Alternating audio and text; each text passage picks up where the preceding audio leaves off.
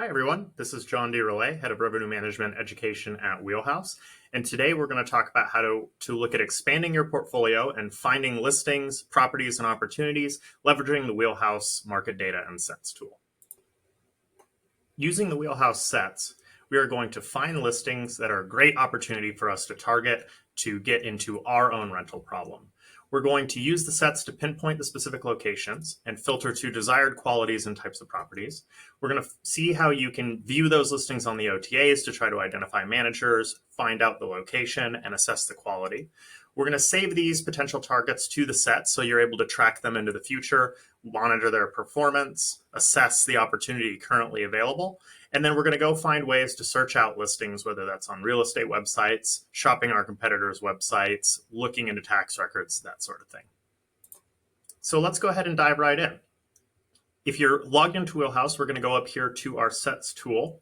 You can see that I have a bunch of different sets. I might go ahead and save this one under a specific category, but we're just going to jump into the navigator and start exploring. So the first thing we're going to do is we're going to pick a location. I'm just going to pick Destin, Florida. And it's going to zoom us in here. And this area is pretty big. So when I'm looking at potential targets, I may want to filter down a little bit more. Maybe I'm going to go over here down into this Miramar Beach area, and I'm going to use our polygon tool to draw a very specific part of the area. I can draw multiple if I want, but for now, I'm just going to draw this one spot here and only look at properties in this zone. Now, on my right side, I have a lot of options in terms of what I'm capable of doing to filter this down. Maybe I'm a beach condo situation, so I'm just going to look at apartments and condos. Maybe I also want to only look at 3 bedrooms right now. I'm really specifically targeting 3 bedrooms. Now, unlike in a benchmarking set where you would build different sets for different bedroom counts, in this set, you really don't have to. I'm just trying to filter this down because I can't click on 5,000 dots in any reasonable amount of time. Now, the next thing I'm going to do is I want to pick some performance metrics. So I'm going to go for the last 365 days, and I want to pick stuff that's been available at least 270 days. If I'm going to try to spend the money and time to target this property, I really want to make sure that it's available most of the year. I also want to pick stuff that's been performing pretty decently. Maybe it doesn't have to be the best because I do want to have properties that have a little opportunity, but I don't want to pick the bottom of the barrel properties when I do this. So I'm going to pick above 40% occupancy just to kind of look at. There's a few other things I could do here. I'm going to skip these ones and we'll go down to amenities, but an amenity filter is a great one. If I wanted to view these amenities, I could look for specifically beachfront. I may want to look for other words that mean similar things because these are how they appear on the OTAs. I may want to look for just properties with pools, things like that, but I can really filter this down to target specific listings. Additionally, reviews are a pretty good one. Maybe I want to not have anything that's 0 or 1 star. Now, there is an argument you could do the opposite. You really want to target stuff that's poorly reviewed.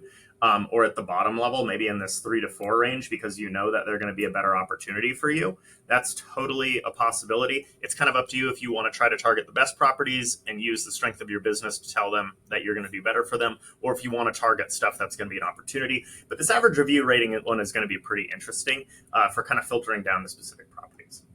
Once I've done that, all I have to do now is go ahead and click on these listings. I can take a look at them. I can look at the averages of how they've been doing. This is customizable up here in the settings, so keep that in mind. I can change what data is available there. I'll get some clear information as well. Sometimes we can identify the operator, so you can see that here. We do have a filter for that. Some people like to target specific stuff. But as I look at these listings, the next thing to do is to pull up the OTA listing itself. We can click here. It's going to take us to this booking.com listing, and we can just kind of take a look. So there's a few things we're looking for here. One, does this fit my brand standard? Is this something that I think would be a good target for my properties? 2, you're in the area, especially in these condos, you probably know what development this is. That's going to help you a ton in identifying the listing. When we scroll down, we can see if they have multiple listings available and how they're doing. And really just looking if this is a good target for me. Now, when I come back to here, I may decide, yeah, this is a good target. I'm going to go ahead and just add it to the set so I can keep track of it later. And we might continue to go look at other listings too, right? So I'm going to look over here. This one's a Southern Vacation Rentals one. And again, it's going to be a booking.com listing, which is fine. We have listings from all kinds here. And we're looking at the same thing. One, can I identify the complex or the location so that I can really pinpoint where this is? Does this look like a property that I would be able to do well with? Finally, if we're looking at the performance statistics, is this a property I might be able to do better for the owner for? We'll look at one more listing here. I'm going to click this one, and this one's going to be a VRBO listing. Again, looking at the pictures, but there's a few other things that I might look for as well here.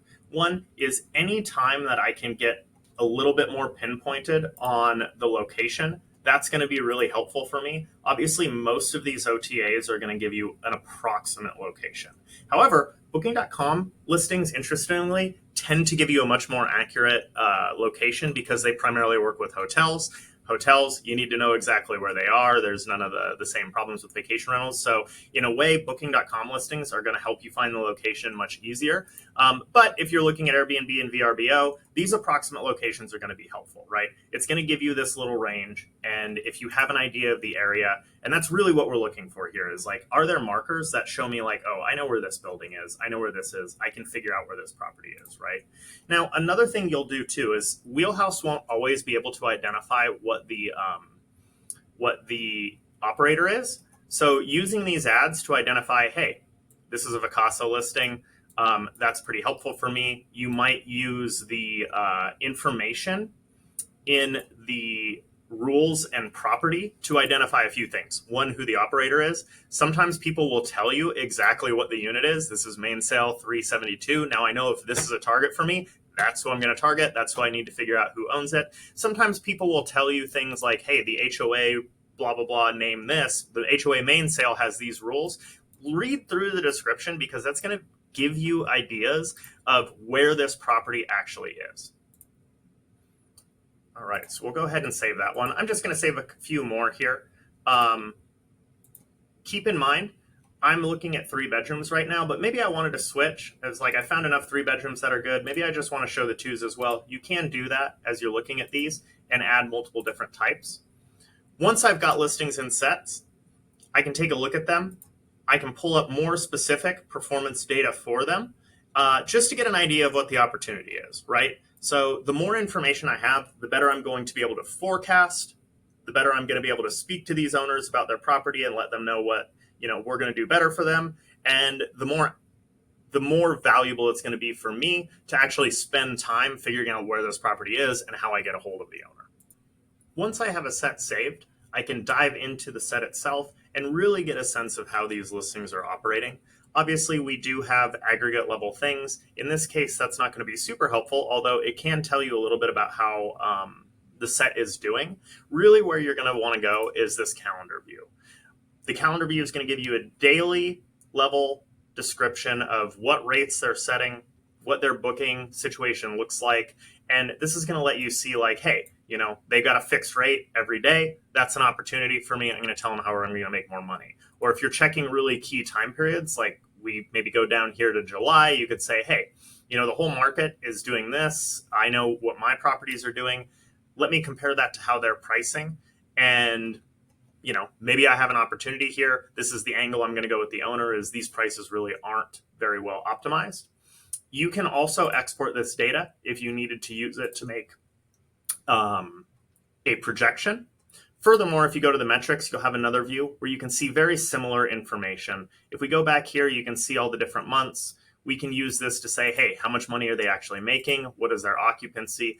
And really use this to see how that listing is optimized. If they're maintaining really high occupancy, but the ADR is really low, can you make more money by raising their rate? If the opposite is true, the rates are really high, the occupancy is low, maybe you're going to go to this owner and tell them like, hey, this is how I'm going to target your property.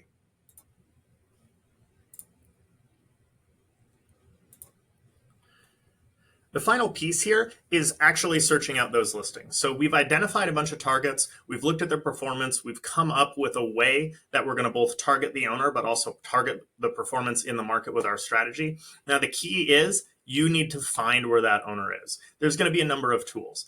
Obviously, in the listings, we were looking for clues on where the specific listing is located. in one of the listings, we saw that they actually just told us exactly what the unit is.